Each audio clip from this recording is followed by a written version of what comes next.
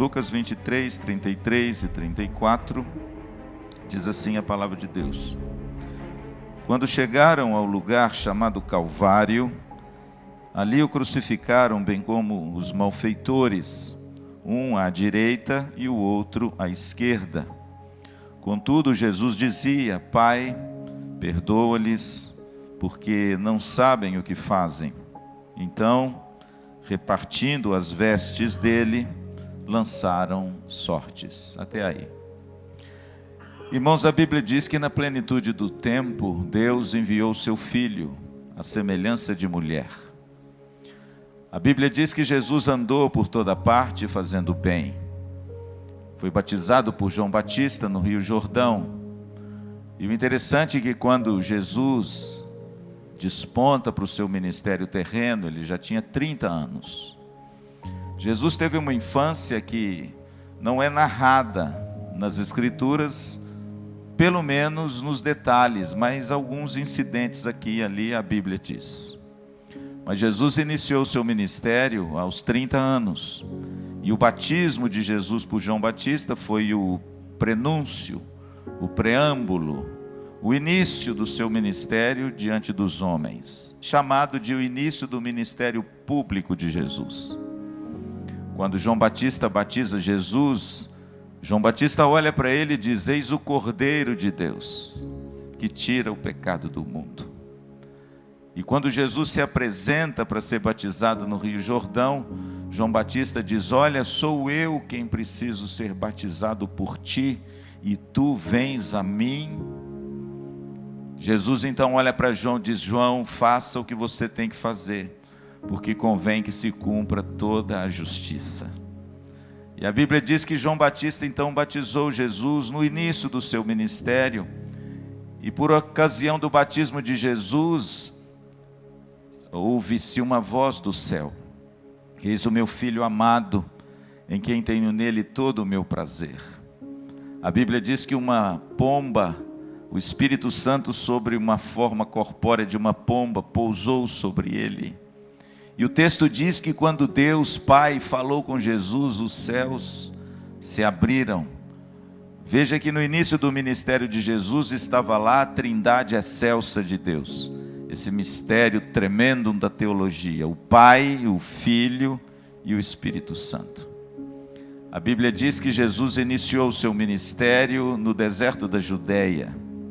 Ele foi tentado por 40 dias e 40 noites, que Mateus capítulo 4 diz que no final ele teve fome. E o tentador assediou o nosso Salvador. E ele então tenta Jesus, tentando desviá-lo do caminho da cruz. Ele mostrou a ele os reinos desse mundo. Ele pediu para que ele transformasse as pedras em pães. E ele colocou Jesus no alto de um pináculo e disse: Atira-te daí, porque você não é filho de Deus? Certamente os anjos vão te sustentar. E o interessante é que Jesus sempre respondeu ao diabo com a palavra de Deus: Está escrito, está escrito, está escrito. A Bíblia diz que quando Jesus sai do deserto no poder do Espírito Santo, Jesus inicia o seu ministério. Ele vai inicialmente para Galileia. Ali ele faz de Cafarnaum o seu quartel-general. Certamente o mar da Galileia, aquela paisagem lindíssima, que eu já tive a honra e o privilégio de conhecer 2 vezes. Jesus ali faz muitos milagres. Jesus utiliza a cidade de Cafarnaum, a cidade da sogra de Pedro. E ali Jesus realiza muitos milagres e ensina os seus ensinos maravilhosos no chamado Monte das Bem-aventuranças. Mas o ministério de Jesus não percorre apenas a terra dos gentios, a Galileia. Jesus vai para a Síria, para Decápolis, para Tiro, para Sidom. Ele prega em Samaria e prega também na Judeia. O texto diz que Jesus fora 2 vezes em Jerusalém. E ele prega em Jerusalém, mas Jesus sempre muito perseguido pelos religiosos da época. Pessoas enciumadas, porque a Bíblia diz que grandes multidões seguiam a Cristo. E Cristo fazia o bem a todos, porque o Pai era com ele, diz assim no livro de Atos dos Apóstolos. Jesus curou cegos, Jesus curou o leproso, Jesus, na realidade, levantou o paralítico e Jesus ressuscitou os mortos. Nós nos lembramos de Lázaro, nós nos lembramos de Lucas 7, o filho da viúva de Naim, cujo cortejo saía da cidade de Naim, que significa agradável, mas com um fato extremamente desagradável. A viúva tinha um filho e ela o perde. E Jesus, de repente, sai da sua rota, porque ninguém conhecia Naim, ninguém ia a Naim, viu, meu pastor? Fazendo uma comparação assim, meio grotesca, é quase igual lá em Tupinambá, ninguém às vezes passa por lá, porque é uma cidade pequena. Naim era mais ou menos a mesma coisa. Mas eu louvo a Deus porque assim como Deus enviou pessoas para pregar o evangelho em Tupinambá e ter uma igreja, Jesus também foi a Naim. E quando Jesus chega a Naim, a Bíblia diz que há um enterro saindo das portas da cidade, um pranto imenso. Uma viúva chorosa perde o marido e agora ela perde o filho. Jesus então chega perto dela com aquelas palavras sempre doces, às vezes confrontadoras e às vezes misteriosas. Jesus então, a primeira coisa quando olha aquela viúva, diz para ela: não chores. Veja que Jesus, irmãos, é aquele que sempre se compadece.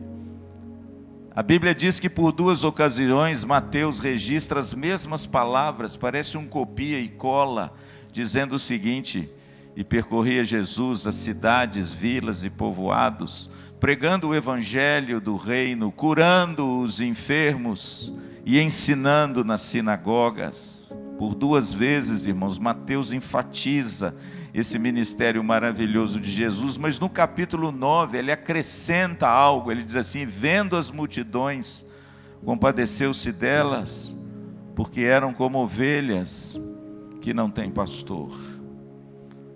A seara é grande, mas os trabalhadores são poucos. Rogai, portanto, ao Senhor da seara, que envie, meu pastor, trabalhadores para a sua seara. Jesus, irmãos, certamente ele foi o precursor da seara, ele pisou aonde ninguém pisaria, ele foi aonde ninguém iria, e ele diz para essa viúva chorosa, desesperada, perdeu o marido, agora perde o filho, não chores.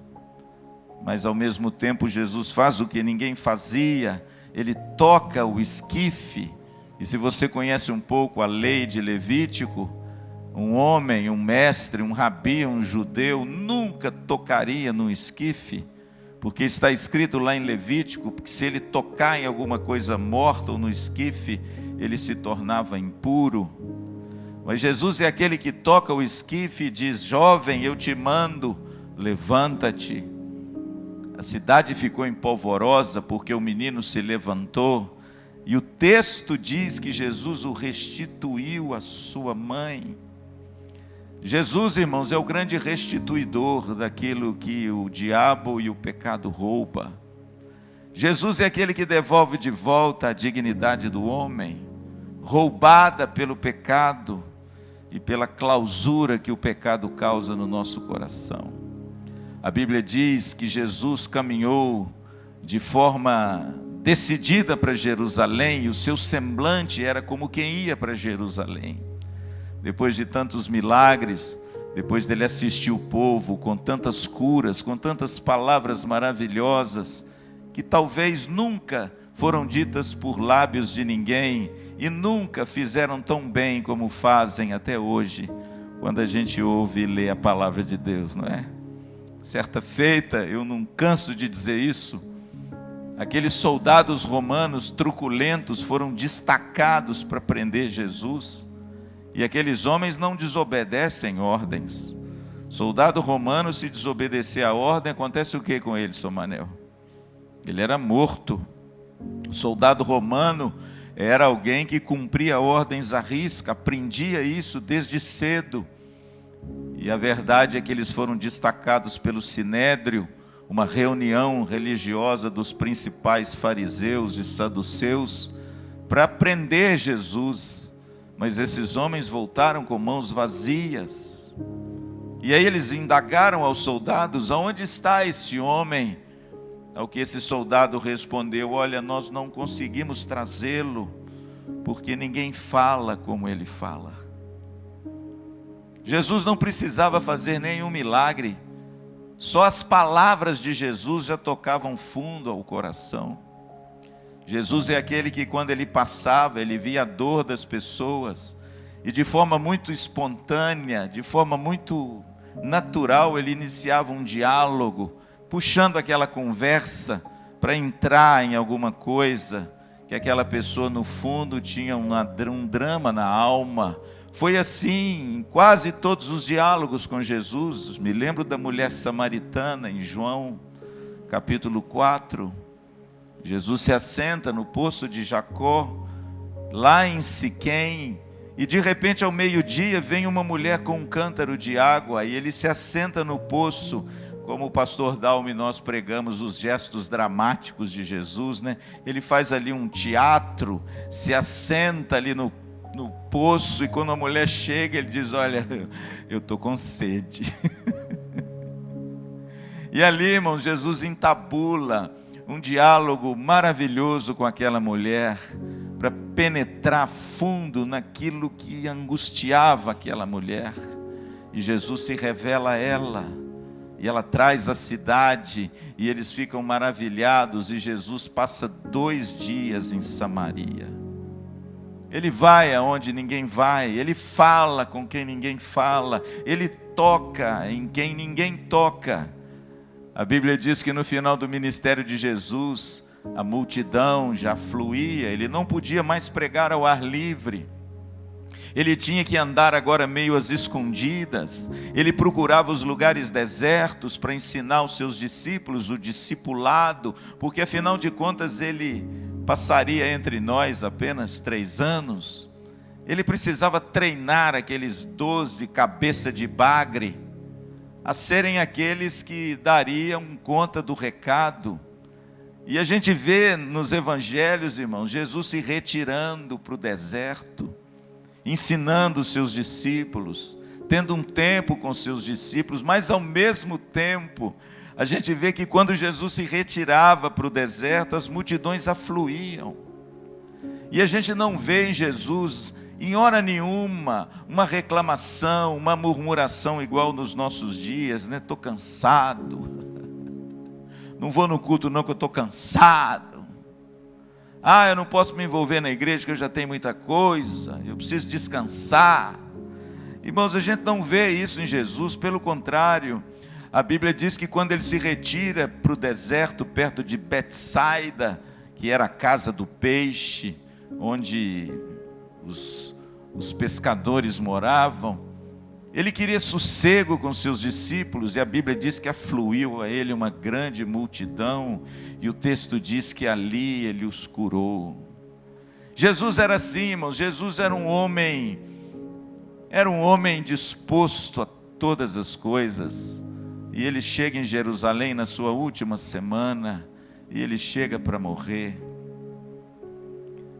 Como diz o Philip Yancey num dos seus livros, a única companheira de Cristo que esteve com ele durante toda a sua vida foi a cruz. E Jesus entra em Jerusalém, e na sua última semana, gestos dramáticos são feitos em Jerusalém, mas a perseguição também se torna acirrada. E Jesus então, num gesto de traição, num daqueles que ele mesmo lavou os pés, entrega Jesus por 30 moedas de prata, o preço de um escravo. E o interessante é que eles chegam à noite com tochas, com paus, com pedras, e Jesus está com seus discípulos no jardim do Getsêmani. E de repente, irmãos, esses homens chegam, lançam mão de Jesus. Jesus está orando.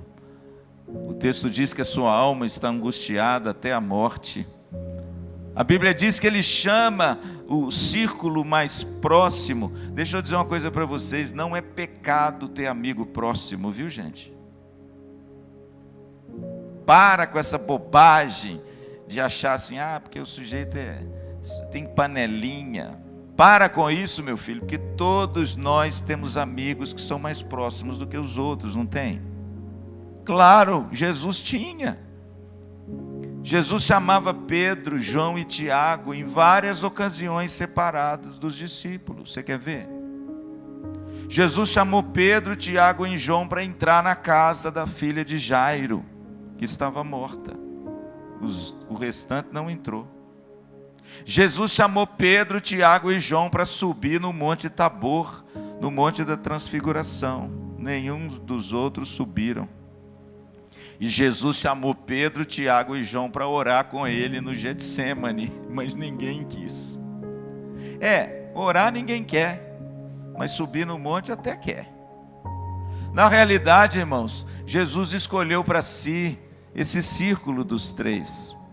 Mas o texto diz que quando Jesus por 3 vezes interpelou os seus discípulos para orar com ele, numa hora tão difícil, tão fatídica, onde ele estava avizinhando a cruz, a Bíblia diz que ele os achou o quê? Dormindo. E Jesus então olha para Pedro e diz: Pedro, nem uma hora pudestes vigiar comigo?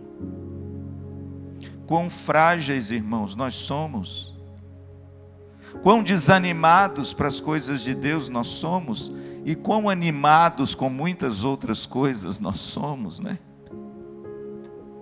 Mas a realidade, irmãos, é que Jesus no Getsêmani, eu estive lá também 2 vezes no jardim do Getsêmani. Tenho fotos de eu pregando lá no jardim do Getsêmani. Que coisa linda, hein? Aleluia! Estive lá, irmãos, na prensa do azeite, né? O que se chama Getsêmani, prensa do azeite. E na realidade foi lá, irmãos, que Jesus suou gotas de sangue. Só Lucas fala isso. Talvez por ser médico. E ele deve ter notado que ninguém notou, ou pelo menos pegou informações daqueles que ninguém informou para os outros evangelistas. E foi ali que Jesus foi preso, altas horas da noite. Foi ali que o traidor entra naquele jardim e com um beijo trai o Filho do Homem. Falamos no podcast, meu pastor, por que que Judas trai Jesus com um beijo? Por que será que Judas chegou na noite com as tochas e deu um beijo em Jesus? A gente procura espiritualizar demais coisas que na verdade não tem necessidade. Se você ler o texto anteriormente, você vai ver por quê. Porque quando Judas combina com aqueles que iriam prendê-lo, ele diz assim: olha, eu vou chegar lá e vou dar a vocês um sinal. Aquele que eu beijar é ele. Vocês lançam mão dele. E foi exatamente isso que aconteceu. O beijo foi um sinal. Agora, não sei se vocês já pensaram nisso. Foi um sinal por quê, pastor? Porque se Judas não tivesse dado um beijo em Jesus, ninguém certamente não veria uma diferença assim, em Jesus dos outros. Ele era um homem como nós. Isso é bonito, né, irmãos? Aliás, o profeta Isaías, 730 anos antes de Jesus pisar nessa terra, já dizia que não havia nele nada que nos atraísse. Não significa que Jesus era feio, significa que Jesus era comum.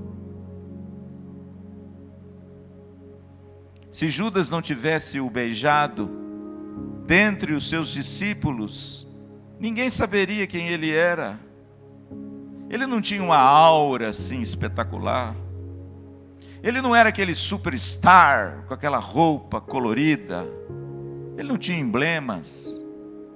Ele era um homem comum, tão comum, que Judas teve que beijá-lo, porque se não beijasse, os soldados não saberiam quem ele era. E a Bíblia diz que assim eles o levam para aquilo que a teologia chama de paixão.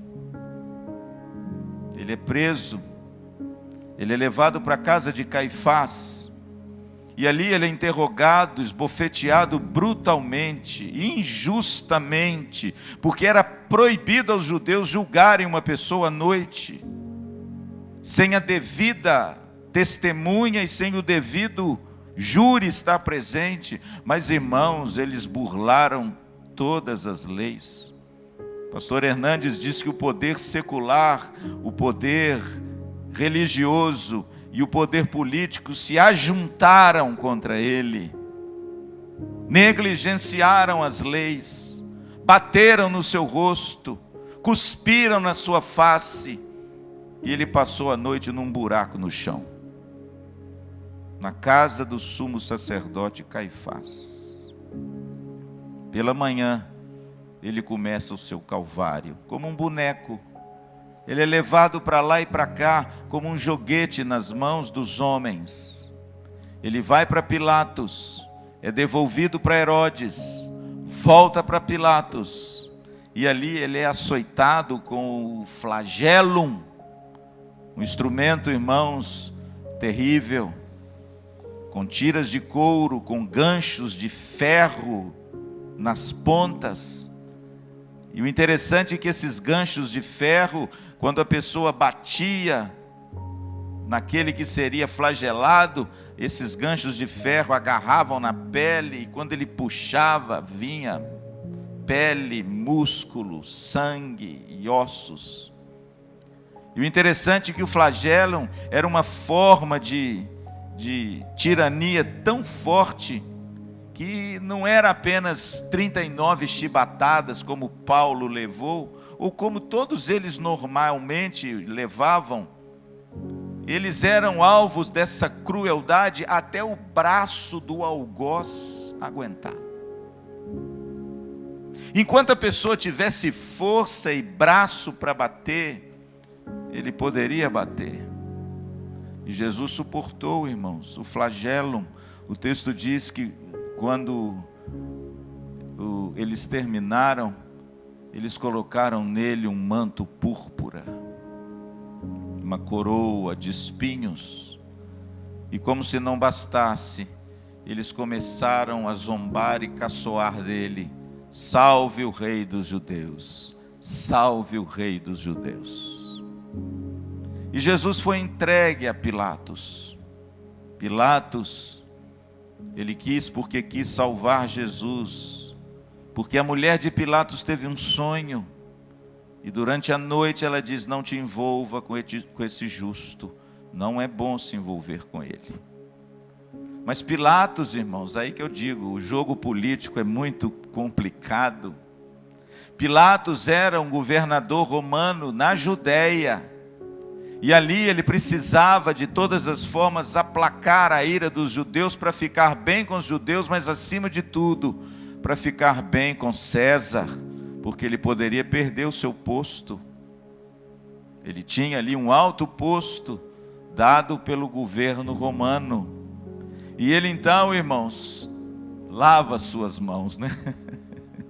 Aquele gesto que eu até já fiz aqui num teatro, aqui, ano retrasado. Eu fiz o papel de Pilatos, que coisa, hein? A gente faz essas coisas mesmo. E a gente então lavou as mãos, e Pilatos lava as mãos, entrega aquele homem, e ele diz: o que eu farei com o rei dos judeus então? E a multidão gritou o quê?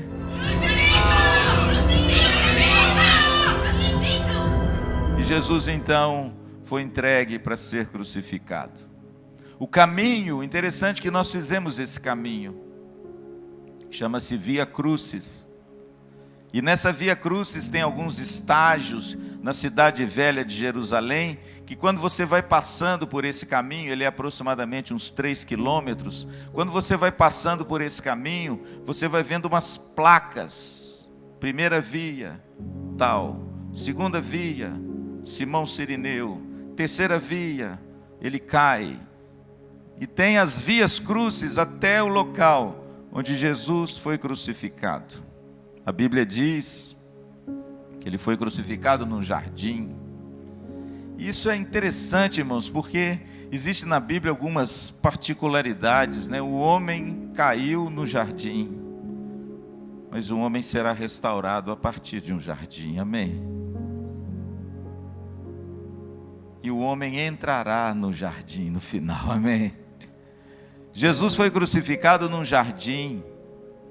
O interessante é que no alto desse jardim tinha um monte, e esse monte se chamava Calvário, versículo 33, ou Gólgota, significa o lugar da caveira. Se você for hoje no jardim onde Jesus talvez foi depositado no túmulo, você vai ver um monte lá, muito semelhante, assim, você tem que fazer um esforço imaginário, para entender que aquilo se parece com uma caveira, também 2000 anos, a erosão, chuva, mudou muito, mas a realidade é que Jesus fora crucificado às 9 horas da manhã, a procissão sai às ruas às 6, Jesus foi açoitado às 6 horas da manhã, e entregue à multidão, e entregue ali naquela carreata funesta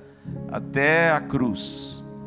Quando Jesus foi pregado na cruz, o texto diz que ele foi pregado com os pregos, porque tinha duas formas de alguém ser pregado na cruz. A primeira dela era com corda, você já viu isso em filme?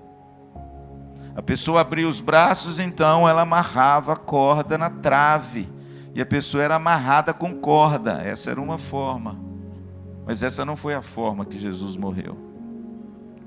Jesus morreu cravado numa cruz por pregos de 20 centímetros, mais ou menos, de comprimento, forjados por Roma, porque a cruz não era um castigo judeu, era um castigo romano. Os judeus não matavam ninguém por crucificação, eles matavam por apedrejamento, mas crucificação não, era reservado, vocês sabem disso, aos piores dos piores. Esses sim eram crucificados, e é por isso que o texto diz que Jesus, na sua procissão final, ele vai junto com 2 malfeitores. Um foi crucificado à sua direita e o outro à sua esquerda. Ele foi depositado no madeiro, no chão, a sua mão foi pregada com esses pregos de 20 centímetros que perpassam a madeira, e também os seus pés foram colocados num patíbulo, está escrito isso lá, que é exatamente algo para sustentar o peso, e eles então pregaram os seus pés uns nos outros e o prego na cruz, e Jesus então foi levantado naquela cruz juntamente com os 2 malfeitores. Que hora, pastor? Às 9 da manhã. Jesus ficou na cruz 6 horas, porque o texto diz que ele rendeu o Espírito às 3 horas da tarde. Ele ficou 6 horas na cruz do Calvário, e nessas 6 horas que Jesus permaneceu como um grande espetáculo de vergonha diante de todo o mundo conhecido, escarnecido por todos, zombado por todos, colocaram uma placa em cima da sua cruz: Jesus Nazaré, o rei dos judeus. Uma grotesca zombaria que Pilatos colocou, mas interessante, na zombaria existia verdade, né? Porque o texto diz que estava escrito em latim, em grego e em hebraico. Sabe o que significa isso? As 3 línguas conhecidas. Jesus realmente é o rei de toda a terra. E o texto diz, irmãos, que Jesus então ali agonizando na cruz, colocado durante a noite num buraco na casa de Caifás, no outro dia sendo manipulado, esbofeteado como um joguete nas mãos dos políticos, e terminado sendo flagelado daquela forma tão cruel, Jesus está esgotado. A Bíblia diz que quando ele estava pregado na cruz, nessas 6 horas, ele pronunciou 7 palavras. A primeira delas, pastor Dalmo disse, é a palavra do perdão. Pai, perdoa-lhes, porque eles não sabem o que fazem. E é muito pertinente, pastor Dalmo deve ter dito isso, é muito pertinente ele começar com o perdão. Por quê? Porque a cruz é o instrumento de perdão. É por causa dela, viu, meu filho, que você é perdoado. É por causa dela que nós somos reconciliados. E a primeira palavra de Jesus na cruz é a palavra do perdão, do texto que nós lemos, Lucas 23, 33 e 34. A segunda palavra é a palavra de salvação. Pastor Dalmo falou sobre ela. A Bíblia diz que um dos ladrões estava blasfemando, e o outro então diz: cala a boca, você está aí porque merece, mas este está aqui sem merecer. E ele então olha para Jesus e diz: lembra-te de mim, Senhor, quando vieres no teu reino. Capítulo 23 do Evangelho de Lucas, verso 39 a 43. No verso 43, Jesus lhe respondeu: em verdade te digo que hoje estarás comigo no paraíso. A segunda palavra de Jesus na cruz, irmãos, é a palavra da salvação. É a palavra que nos garante que nós estamos caminhando para um futuro glorioso, amém? É a palavra do Salvador, trazendo a salvação para mim e para você e para todos aqueles que creem no nome dele. A terceira palavra está no Evangelho de João. Notem que essas palavras estão aí salteadas nos 4 evangelhos, porque estão em ordem aqui de acontecimentos, não de escolha do sermão. Significa que uma coisa aconteceu depois de outra coisa, depois de outra coisa e depois de outra coisa. A terceira palavra de Jesus na cruz, vocês viram com o pastor Dalmo, é a palavra do amor solidário.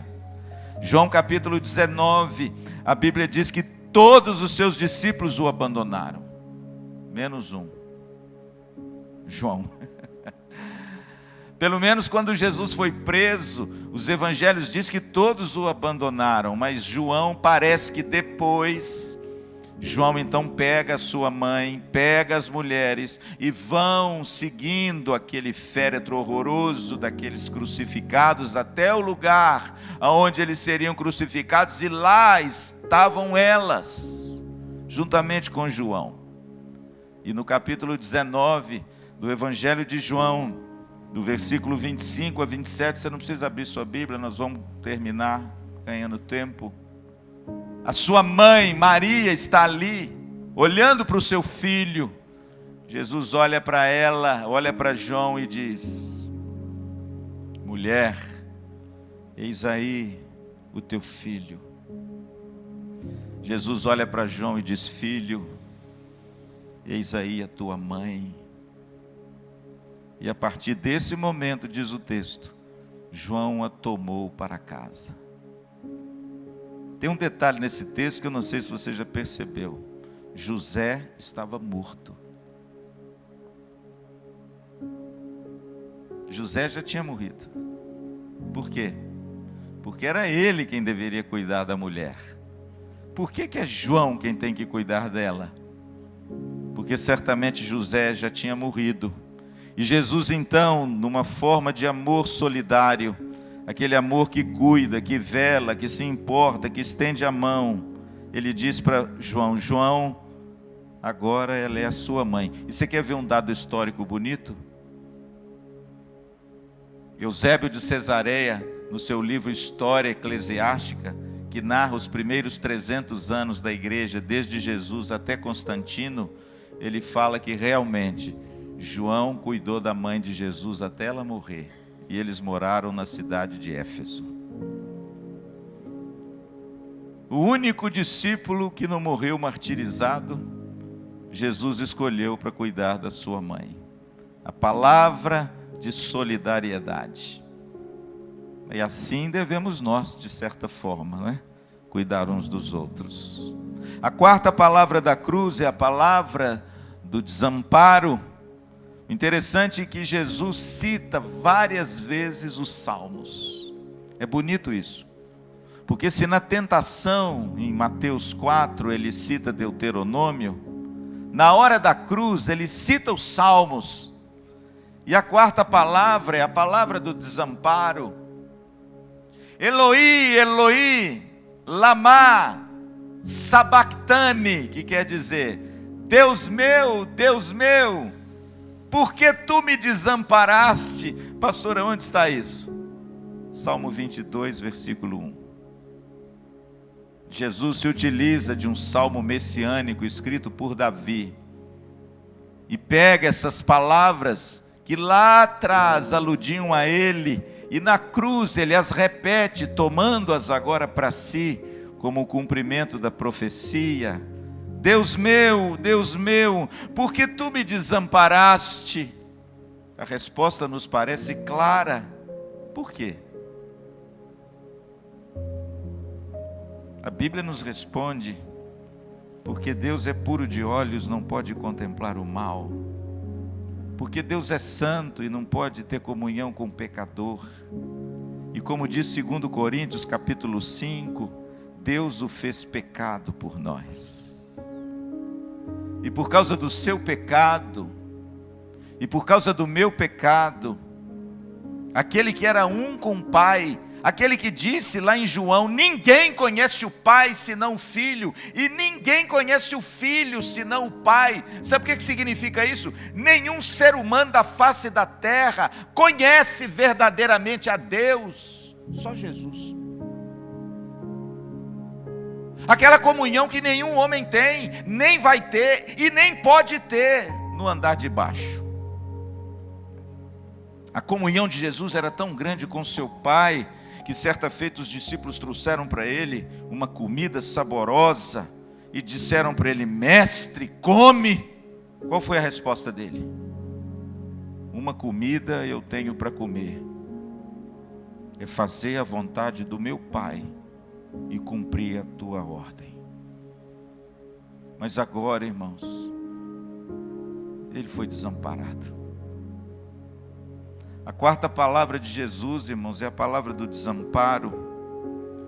Coríntios 5 diz que ele se fez pecado por nós. Gálatas 3 diz que ele se fez maldição no nosso lugar. Por quê, pastor? Porque maldito é aquele que for pendurado no madeiro. Entendeu agora porque ele cita o Salmo 22? Entendeu agora porque Deus vira o rosto e desampara o seu filho? E ele o fez por amor a você. Ele foi desamparado para que você fosse amparado. Ele foi abandonado, preste atenção nisso, para que você fosse achado. Ele sofreu o escárnio para que você recebesse de volta a dignidade perdida do pecado. Essa é a quarta palavra da cruz. A palavra do desamparo. E aquele que não conheceu o pecado, Deus o fez pecado por nós. 2 Coríntios 5, 21. Para que nele fôssemos feitos a justiça de Deus. Amém? A quinta palavra de Jesus na cruz, também no Evangelho de João, é a palavra que eu chamei de palavra de carência. Imagine, Jesus já havia vertendo o seu sangue há muito tempo. É claro que existe aquela coisa, Jesus verteu o seu sangue na cruz. Não só na cruz. Jesus verteu seu sangue em toda a via crucis, em toda a sua paixão. Quando ele foi flagelado, ele verteu muito sangue. Na cruz ele verteu mais sangue ainda, porque as suas mãos e os seus pés foram pregados, a coroa de espinho foi enfiada na sua cabeça, mais sangue foi vertido. E vocês sabem muito bem disso, quando a pessoa perde muito sangue, ela perde os alimentos, os sais minerais e tudo que ela tem, e a primeira coisa que ela sente é o quê? Sede. Sede. A medicina ensina isso com muita facilidade. Quando você sai de uma cirurgia, que você perde sangue, você tem uma sede tão grande, a sua boca seca, e você precisa tomar água. Sabia disso? Meu irmão passou por isso com 2 aninhos de idade. Eu me lembro quando se fosse hoje no hospital, aquele menino de 2 anos de idade, deitado ali depois de uma cirurgia gravíssima, a boca dele toda ressecada, e o médico diz: não dê água para ele, porque não pode. Eu lembro da minha mãe molhando um algodão com água, e só colocando na boquinha do menino, ele, de tamanha sede que ele estava. Por quê? Perdeu muito sangue. Pastor, qual é a 5ª palavra de Jesus na cruz? Tenho sede.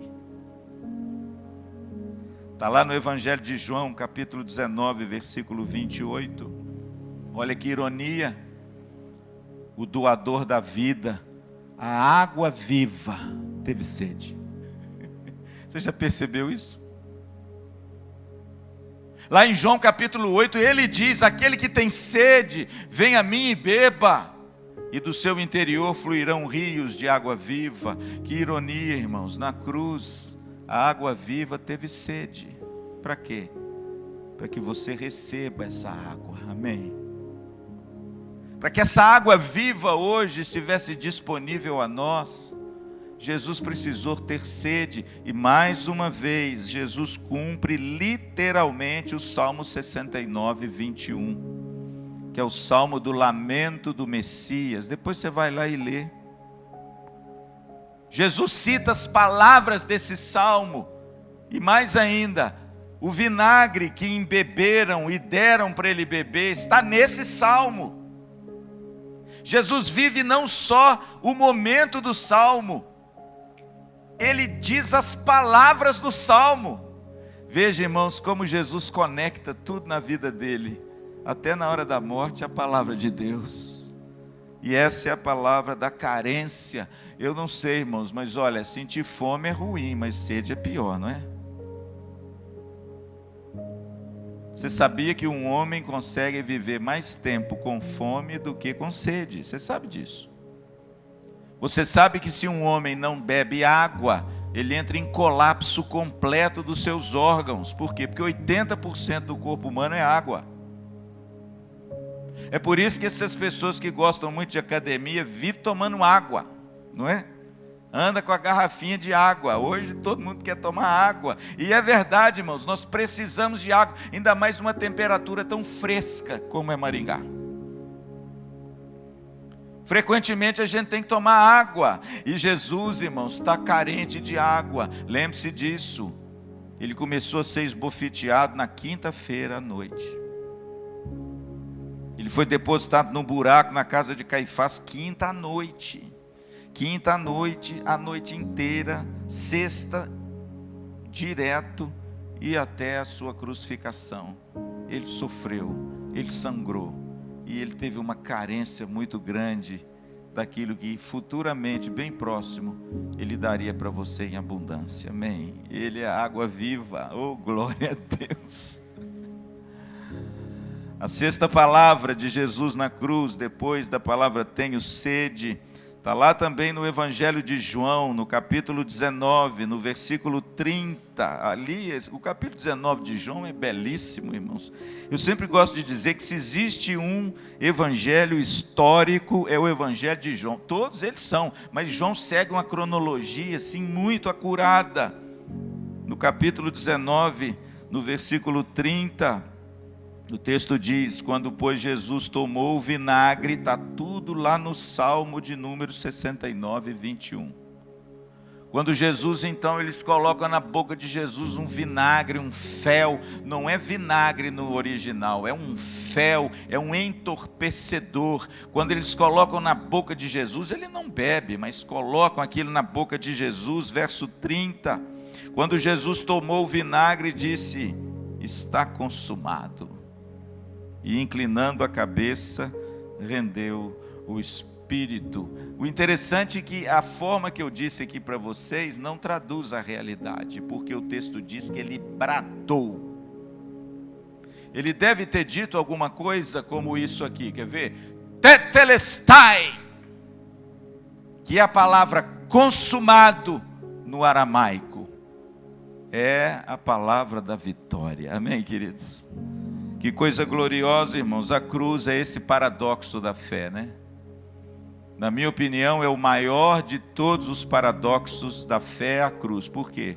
Porque aquilo que é um sinal de vergonha se transformou em triunfo. Aquilo que era um instrumento de morte se tornou em vida.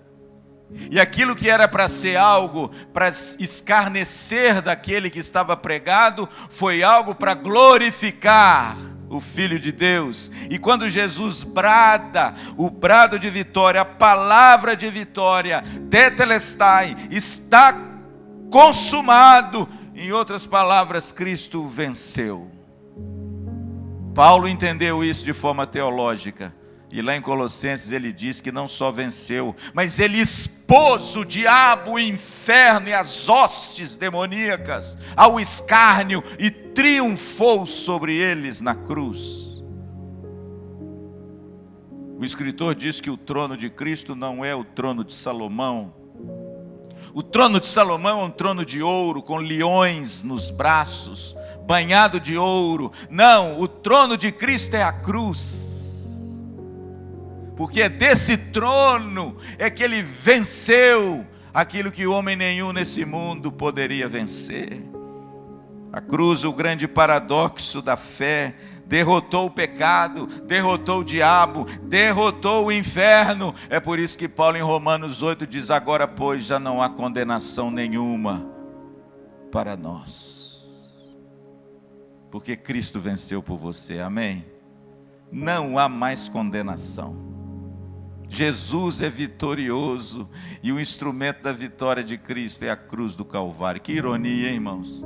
Enquanto aqueles que estavam passeando embaixo olhavam com desprezo para aquela cruz, dizendo: está acabado, está falido, olha que figura grotesca, olha o que deu uma vida inteira de dedicação aos outros. Mal sabiam eles que naquela pseudo-derrota, naquela pseudo-humilhação, estava a vitória do Filho de Deus, amém?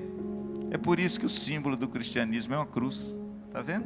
É por isso que você pode andar com uma cruzinha no pescoço, não é pecado não, viu, filho?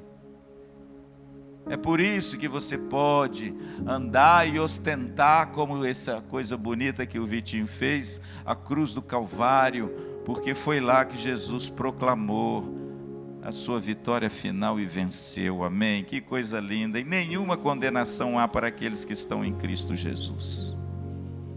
E foi por causa da cruz que Jesus fez isso. A palavra da vitória está consumado. É interessante, eu estou terminando, falta a última, mas eu preciso dizer isso para você. Tetelestai também tem a ver com a absolvição do escravo. O escravo, quando era comprado e era alforriado, existia um carimbo. Naquela época eles batiam sobre o documento e nesse carimbo estava escrito tetelestai. Sabe o que significa isso? Estamos quites, você não me deve nada, você está livre, eu paguei a sua dívida. Olha que coisa linda, irmãos.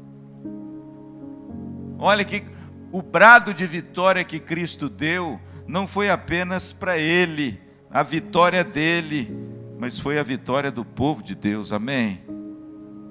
Foi a minha vitória e a sua vitória, cujo mérito não é meu, entende, irmãos? O mérito é de Cristo. Pastor Dalmo disse uma coisa aqui interessante, eu acho que foi o senhor que disse, pastor, semana passada, um dia qualquer. Ele disse o seguinte: nós somos, se for o Daniel, eu estou meio velho, irmãos, não estou mais sabendo direito as coisas. Eu acho que o Daniel disse assim, que nós somos salvos pelas obras. E é verdade, irmãos. Agora a gente não pode esquecer que nós somos salvos pelas obras de Cristo no nosso lugar. A nossa salvação, claro, é pela graça, ou seja, eu não preciso fazer obra nenhuma para ser salvo, porque Cristo as realizou por mim. A obra foi Ele que fez. E quando ele grita, está consumado, sabe o que significa isso? A obra foi feita plena e completa, acabou, a salvação já veio. E nós nos apropriamos dela pela fé. Por isso que a Bíblia diz que sem fé é impossível agradar a Deus. Porque nós nos apropriamos de algo que Cristo penosamente fez, por amor de mim e de você. A palavra da vitória é a vitória da igreja também. É a vitória do povo de Deus que deposita sua esperança em Jesus Cristo. Aleluia, porque temos a Cristo conosco. Amém, irmãos? Você se regozija nisso? Se não, você precisa se converter. Se não, querido, você está morto. Porque se você não consegue se regozijar nessa grande vitória de Cristo que te libertou, eu vou dizer uma coisa, você precisa nascer de novo. E quem sabe essa noite não pode acontecer isso com você. A palavra da vitória não é só a vitória de Cristo, é a vitória do povo de Deus, que agora adentrou os portais eternos. O interessante, irmãos, que Jesus cita os Salmos 21, cita o Salmo 22, e se você dá uma olhadinha lá, você vai ver que esses dois salmos, eles têm uma sequência bonita. Mas isso é outra história. A última palavra da cruz está em Lucas 23. De novo, vamos voltar no Evangelho de Lucas. Quero ler com vocês essa porque estou terminando aqui e termino aqui. Lucas capítulo 23, versículo 46. Diz assim a palavra de Deus. Vamos ler a 44 e eu termino. Já era quase a hora sexta, e escurecendo-se o sol, houve trevas sobre toda a terra, até a hora nona. O que significa isso? Meio-dia, irmãos, quando o sol estava lá na grimpa, e olha que o sol lá na Palestina e Israel, meio-dia, ele torra. A Bíblia diz que houve trevas sobre a face da terra. 3 horas de trevas, do meio-dia às 3 da tarde. A Bíblia diz, irmãos, que o sol escureceu, e tinha que escurecer mesmo. Se o nascimento de Jesus era o brilho da estrela, a morte tinha que ser a escuridão. Não podia ser outra coisa. Escureceu o sol, verso 44, e houve trevas sobre toda a terra, e rasgou-se pelo meio o véu do santuário. Versículo 46, a 7ª e última palavra da cruz, a palavra da rendição. Então, Jesus clamou em alta voz: Pai, nas tuas mãos eu entrego o meu espírito. Salmo 31, 5. Pode olhar lá. Salmo 31, 5. De novo, Jesus cita os salmos do Velho Testamento que dizem respeito a Ele. E a última palavra da cruz, Ele também tira da palavra de Deus. Pai, nas tuas mãos entrego o meu espírito. 3 lições dessa frase tão especial, dessa expressão tão especial. Primeira lição: Cristo se deu de maneira espontânea. Nas tuas mãos eu entrego. Ninguém matou Jesus. Romanos não mataram Jesus. Os judeus não mataram Jesus. Foi Jesus que se entregou por amor de nós. Amém? Nas tuas mãos eu entrego. Lembra de João 10? A minha vida ninguém tira de mim. Eu tenho o poder de entregá-la, e eu tenho o poder de reavê-la. Esse mandato eu recebi de meu Pai. Essa é a primeira lição que a gente extrai daqui. Segunda lição dessa expressão linda do Salmo 31:5. Cristo confirma com essa palavra a imortalidade da alma. Nas tuas mãos entrego o meu espírito. Sabe o que significa isso? A alma do ser humano é imortal. O lugar que ela vai viver para sempre é que é diferente. mas a alma é imortal. Nas tuas mãos entrego o meu espírito. O livro de Eclesiastes diz que depois da morte, o espírito volta a Deus que o deu. Portanto, irmãos, cuide de você. Você tem uma parte espiritual que é imortal. E a terceira grande lição, e eu termino, é que Cristo garante nossa entrega confiante ao Pai na hora da morte. Nas tuas mãos eu entrego o meu espírito. É por isso, irmãos, que o cristão tem a esperança de quando ele fecha os olhos para esse mundo, ele está diante do Pai, amém? Ele está diante do Senhor. É a palavra de rendição. É por isso, irmãos, que nós não tememos a morte, porque Cristo, Ele nos mostra que há um caminho sobremodo excelente, e que quando nós adentramos os portais misteriosos da morte, nós na realidade entramos numa nova vida preparada para nós, amém?